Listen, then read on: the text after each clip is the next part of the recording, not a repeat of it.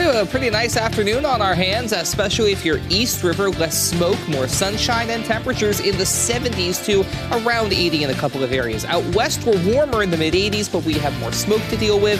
And later in the evening into the first part of your night, we'll have to keep an eye on the skies for thunderstorms, some of which could be strong to severe. Further east, we stay largely quiet beyond a few early morning showers. We'll talk about the rest of your forecast coming up, but until then, midday in KELOLAND starts right now. Live from KELOLAND Media Group, midday in KELOLAND. The top prize Mega Millions jackpot has now grown to $640 million. Details ahead. Plus, as campaign 2024 heats up, we have a new look at who's leading in the category of campaign fundraising. I'm Natalie Brand with the numbers, plus which presidential hopeful is already having to shake up staffing. good afternoon and thanks for having us in. A man is behind bars this midday after Sioux Falls police responded to a report of aggravated assault on Saturday afternoon. In the 200 block of Spring Avenue, police say Anthony Barrera, who appeared to be under the influence, was offered lunch by some painters. After lunch, Barrera allegedly asked the four painters if they spoke English. They stated that they spoke a little English. He then pointed what the victims had assumed was a gun at the time, claiming they were part of a cartel and threatened to kill them. It was later discovered that he had 2 magazines on him. Barrera is charged with 14 counts of aggravated assault. The Mega Millions top prize has grown again to an estimated $640 million after there was no winner of the lottery's latest giant jackpot. The numbers drawn late Friday night were 10, 24, 48, 51, 66, and Gold Mega Ball 15.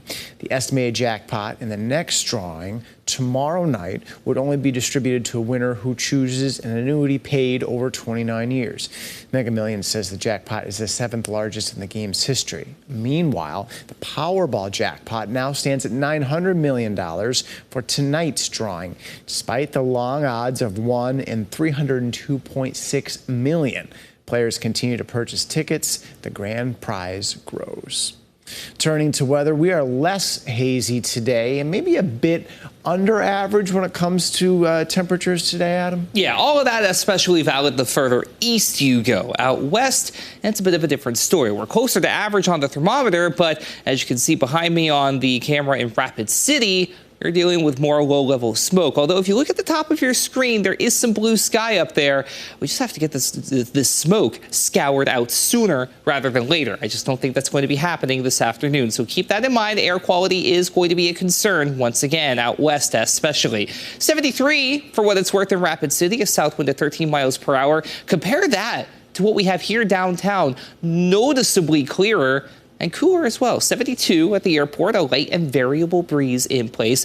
But there's the smoke over the course of the afternoon. You notice the deeper the shade of gray, the thicker the smoke is, and that's especially valid out west. The low-level smoke not as much of a concern to the east, but still higher up in the atmosphere. We're seeing that in Sioux Falls, for example. You saw that on our camera.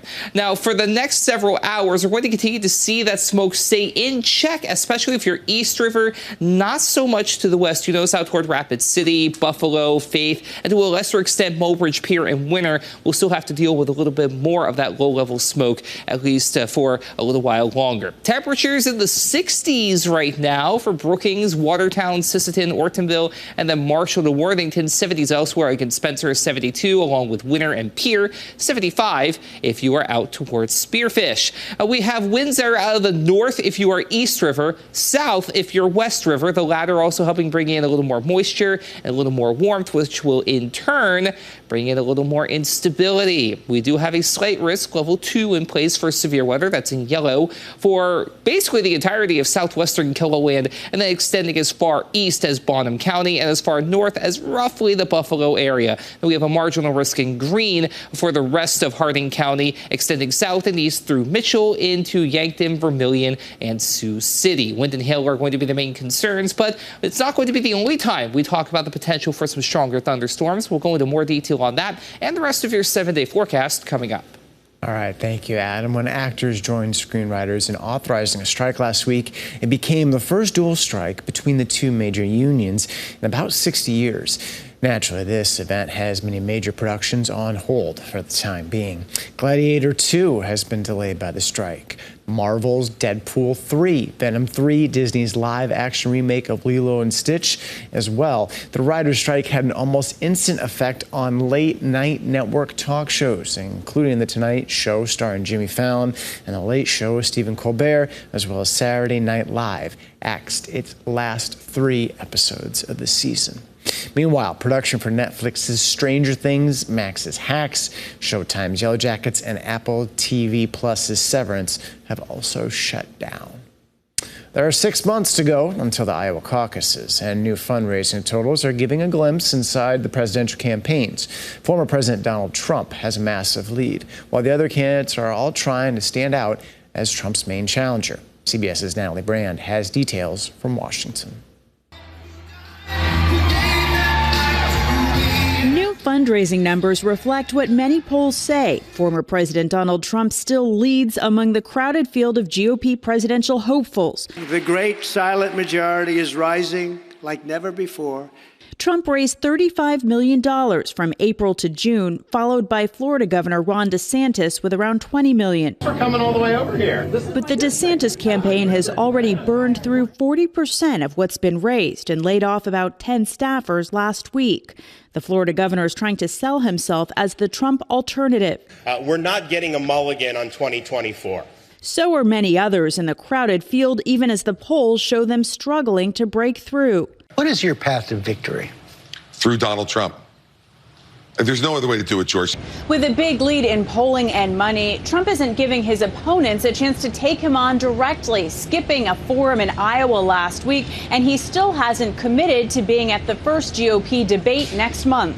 When you have a big lead, you don't do it. Candidates need at least 40,000 individual donors to qualify. Already 6 of them say they have. Former Vice President Mike Pence is not one of them so far. Well, I just announced a month ago.